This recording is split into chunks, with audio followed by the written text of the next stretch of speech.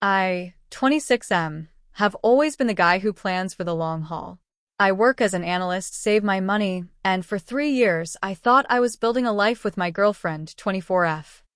We lived together, shared a dog, and I was 3 months away from dropping 12 grand on an engagement ring. Then came the Tuesday evening that felt like a cold bucket of water to the face. She sat me down and said, "I've been thinking. I feel like I haven't really experienced what else is out there. I need to explore other options before we get serious, before we're locked into a marriage." I was floored. Asked if she meant dating other people, and she just nodded like she was ordering a coffee. She told me she was staying at her sister's for a while and had already packed a bag. The entitlement was staggering. She wasn't breaking up with me. She was asking for a sabbatical from commitment, fully expecting me to be the safety net she could fall back into once she'd had her fun. She actually expected me to wait around while she sampled other guys. I didn't yell. I didn't beg. I just said, "Explore away." She looked surprised I didn't fight for her, but she left that night, leaving her key on the counter like a dramatic punctuation mark. What she didn't know was that her best friend, 24F, had been texting me for nearly 6 months. It started as checking in on us, but it quickly morphed into late-night messages about how my girlfriend didn't appreciate me. 10 minutes after my girlfriend walked out the door, my phone buzzed. It was the best friend.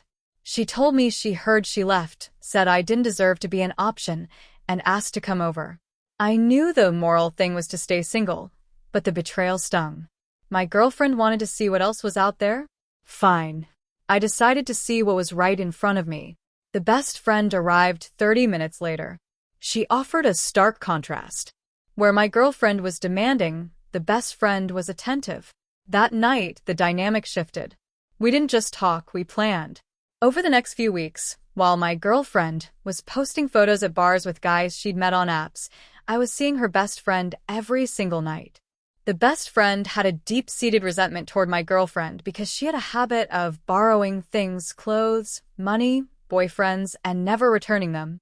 She told me my girlfriend thought I was just a landmark that would stay put while she traveled the world. The conflict escalated when my girlfriend's sister called me saying my girlfriend was having a hard time and realizing the grass wasn't greener. She asked if I was still waiting. I told her the locks were the same, but I didn't mention who else had a key now. At the 3-week mark, my girlfriend sent a text. "I've seen enough. I'm coming home on Friday. Have dinner ready? I missed your cooking." No apology. No, "I'm sorry I treated you like a placeholder." Just a command. I showed the text to the best friend. We spent that Friday moving the best friend's things into the master bedroom. At 6 p.m., my girlfriend walked in with her suitcases, looking tired. She dropped her bags and walked into the kitchen, then stopped dead. The table was set for 2, and the best friend was sitting in her chair, wearing her favorite silk robe, one I'd bought my girlfriend for her birthday. My girlfriend snapped, asking what was going on and telling her friend to get out of her chair. The best friend didn't move.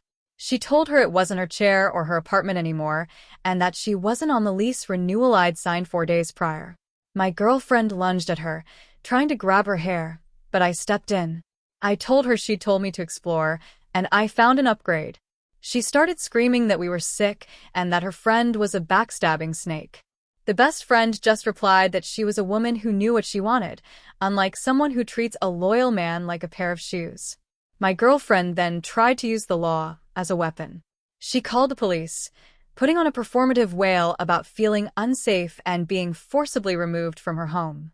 When the officers arrived, she put on a masterclass in fake tears. But I was ready. I showed the officers a folder I'd prepared with my lawyer.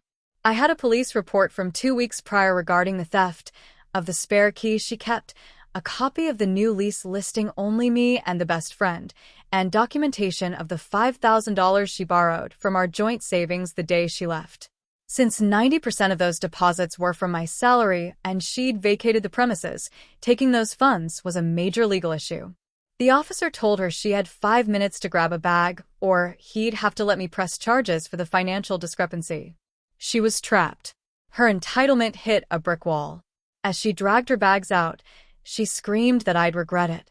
The next morning, she tried to weaponize social media, posting a tear-streaked video claiming I'd plotted to steal her home while she was on a mental health break. She tagged my coworkers and my mother. We just let her talk. The real revenge was just starting. I had co-signed a car loan for her SUV that she couldn't afford. Since she'd stopped paying, I called the bank and voluntarily surrendered the vehicle.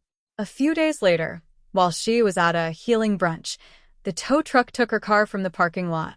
She called me screaming that I was ruining her life, and I just told her I was exploring my financial options. Then came the final blow. The best friend had proof that my girlfriend had been funneling money from a charity project she ran for a local nonprofit into her own fund. She'd used it for designer bags. I took the audit trail to the board of the nonprofit. Within 48 hours, she was forced to resign and hit with a demand for immediate restitution to avoid a felony embezzlement filing under Illinois law. She didn't have the money because she'd spent it on her exploration trip. She showed up at the apartment one last time, begging for the $5,000 back to stay out of jail. I told her she'd explored the limits of my patience and found them, then closed the door. In the final legal mediation, she tried to countersue for emotional distress, but my lawyer shut it down. We offered to drop the small claims suit for the $5,000 only if she signed a voluntary vacancy statement, a non-disclosure agreement, and publicly retracted her lies on social media. She signed it with a shaking hand, realizing she'd lost everything: her job, her car, her friends, and her reputation. A week later, the best friend officially moved in. It turns out she'd been waiting for my ex to slip up for years because she hated how my ex treated people like disposable tools. My ex tried to send one last email about true love, but I just deleted it. She wanted to see what was out there, and she found out that what's out there is a world that doesn't care about you once you've burned every bridge. The position she left was permanently filled. If you enjoyed seeing an option become a priority, hit that subscribe button. Unlike my ex, I promise not to go looking for other narrators.